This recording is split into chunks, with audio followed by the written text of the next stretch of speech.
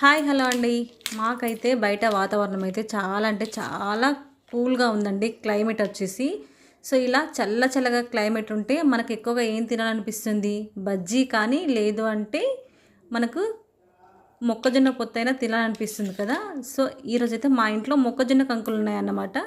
So వాటితో ఈ విధంగా నేను చిన్నప్పుడు తిన్న పాతకాలం నాటి చాట్ అయితే చేస్తాను. ఇప్పుడంటే స్వీట్ కార్న్స్ చాట్ చేస్తున్నారు, కానీ మా చిన్నప్పుడైతే ఈ మక్కంకులు మనం గారెలు చేసుకుంటాం కదా మొక్కజొన్న పొత్తులు, వాటితోనే ఇలా మాకైతే వేయించి ఇచ్చేవాళ్ళు అన్నమాట. ఇక లేట్ చేయకుండా ప్రాసెస్లోకి అయితే వెళ్ళిపోదాం. So welcome back to Vinodo's world. వీటి కోసం అయితే ముందుగా మనకు మొక్కజొన్న పొత్తులు కావాలి కదండి. మొక్కజొన్న పొత్తులు అయితే తీసేసుకొని వాటిపైన పీచ్ అయితే తీసేసుకొని వీటిని అయితే ఇప్పుడు ఒలుచుకోవాలి.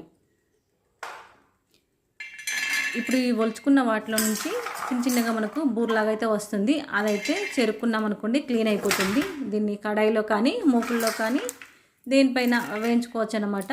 సో ఇప్పుడు వితౌట్ ఆయిల్ లేకుండా నేను నార్మల్గానైతే ఫస్ట్ అయితే వేయిస్తున్నాను చూడండి. ఇది కాస్త స్లో ఫ్లేమ్లో పెట్టేసుకొని చేసేసుకోవాలన్నమాట. అప్పుడే ఇవి చాలా అంటే చాలా బాగుంటాయండి.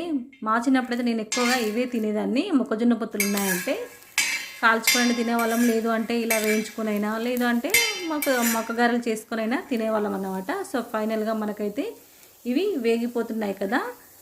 ఇప్పుడు దీంట్లో సాల్ట్ వాటర్ అయితే వేస్తూ మరి కాసేపు అయితే వేయించుకోవాలండి. అప్పుడే ఇవి చాలా అంటే చాలా టేస్టీగా ఉంటాయి. మీకు కావాల్సితే కాస్త ఆయిల్ కూడా వేసేసుకోవచ్చు.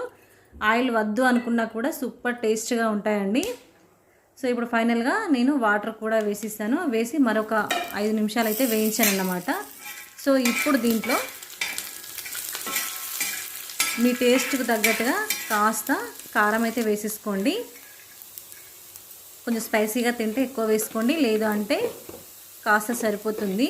మనం ఇందాకే సాల్ట్ వాటర్ కూడా వేసేసాం కాబట్టి ఇప్పుడు మనకు సాల్ట్ అయితే అవసరం లేదన్నమాట. సో ఇప్పుడు ఫైనల్గా గ్యాస్ అయితే కట్టేసుకున్నాము. ఇప్పుడు దీన్ని అయితే ఓ బౌల్లోకి అయితే తీసేసుకుందామండి. ఇవి వేడివేడిగా ఉన్నప్పుడే తింటే చాలా అంటే చాలా టేస్టీగా ఉంటాయండి, సూపర్గా ఉంటాయి. మీకు కారం అవసరం లేదు అంటే సాల్ట్ వాటర్ వేసి వేయించుకుని అలా కూడా లాగించేసేయచ్చు. సో కానీ ఇది చల్లారిన తర్వాత తిన్నామనుకోండి కాస్త గట్టిగా అనిపిస్తాయి. ఇప్పుడు వేడివేడిగా ఉండగానే తింటే సూపర్ టేస్టీగా ఉంటాయండి.